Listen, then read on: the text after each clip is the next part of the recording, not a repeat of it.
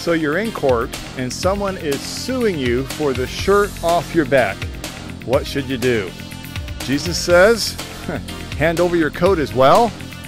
Stay tuned to see if we can figure out and make sense of this seemingly upside-down teaching from the Sermon on the Mount. Hi, this is Pastor Mark Pierce from Church Requel, and welcome to Bible study number 124 on this Thursday morning. We are standing here today in front of the county courthouse, again in downtown Mansfield, and it just seemed like it would be an appropriate backdrop for the teaching that we have to do today. Let's take a look at our Bibles, if we will, and turn to Matthew chapter 5, verse 40. Matthew chapter 5, verse 40. It reads this way, "And if anyone would sue you and take your tunic, let him have your cloak as well." Let me read that again. "And if anyone would sue you and take your tunic, let him have your cloak as well." So you're the defendant. We see here by just reading through what Jesus is saying, you're the defendant and you have been found judged in the wrong. You have lost your lawsuit. And on top of this, because of what the judgment is, we can assume that you are poor because you don't have any money with which to pay the lawsuit.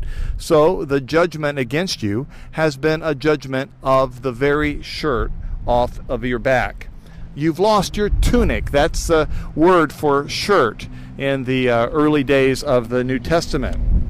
Now, most people, even poor people of this day, had one or two shirts, and they also would have a cloak, what we would refer to today as a coat, an outer covering. It was something that would go on the outside of the shirt. Now, the interesting thing is, no one could sue you for your cloak. No one could sue to take the coat off of your back. They could only take the shirt off of your back. Your lawsuit against you losing your cloak or your coat is foolproof.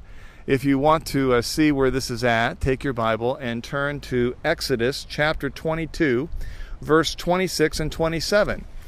This reads this way, "If ever you take your neighbor's cloak in pledge, you shall return it to him before the sun goes down, for that is his only covering, and it is his cloak for his body.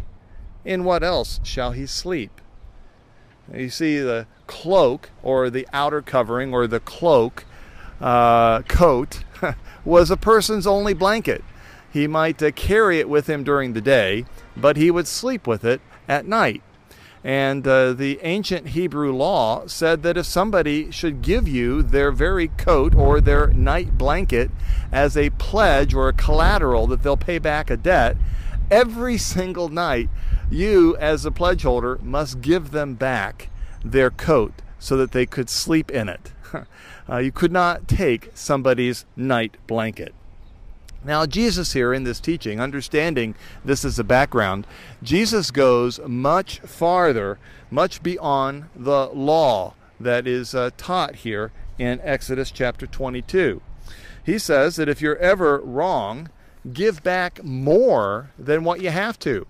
Don't hold yourself just to the limitations of the law. Do everything you can to make it right. Be generous with your giving back. Go beyond the bounds of the requirement to make amends and to restore the relationship.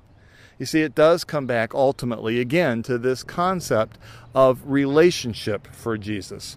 We should do everything that we can to maintain a relationship and to keep it alive and well, even if it costs us.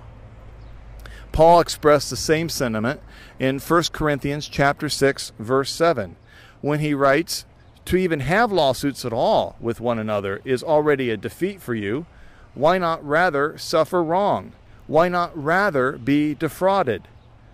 Paul here is specifically referring to when a Christian brother is in a dispute with another Christian brother. He's not speaking here against the idea of fairness, But when it came right down to it, he's saying if you had to choose between being fair and having a lawsuit against a Christian brother, wouldn't you rather, in the end, just rather be defrauded? This is the same issue with Jesus. And we must see here that both Jesus and Paul, neither one of them, are talking about the idea of simply being walked all over and never protect oneself. It is ultimately a matter of priority. Which is more important to you? Jesus, and later on in the New Testament epistles, Paul would ask, which is more important? Your pride, your money, your cloak, your rights? You know, we talk a lot about our rights, don't we, in America today? Which is more important, your rights?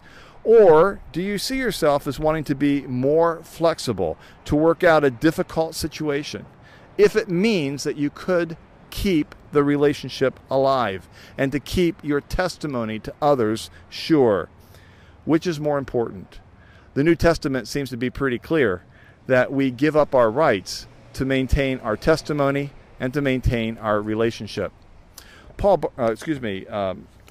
William Barclay writes in his commentary something that I thought was pretty astounding, and I thought I would read it to you on this Thursday morning. He says this: so then, Jesus is saying this: the Christian never stands upon his rights. He never disputes about his legal rights. He does not consider himself to have any legal rights at all. There are people who are forever standing on their rights, who clutch their privileges to them, and who will not be pried loose from them, who will militarily go to law rather than suffer what they regard as the slightest infringement of them. Tragically, churches are filled with people like this. Officials whose territory has been invaded. Office bearers who have not been accorded their proper place. Courts which do business with a manual of practice and procedure on the table all the time, lest anyone's rights should be invaded. People like that have not even begun to see what Christianity is all about. Hey, this is Mark Pierce. I hope that today, from Church Requel, from the county courthouse steps in downtown Mansfield, I've given you a little bit of a glimpse of what Jesus says Christianity is all about. Tomorrow, if you come back, we'll talk about what if someone makes you walk a mile out of your way. I look forward to talking to you again tomorrow.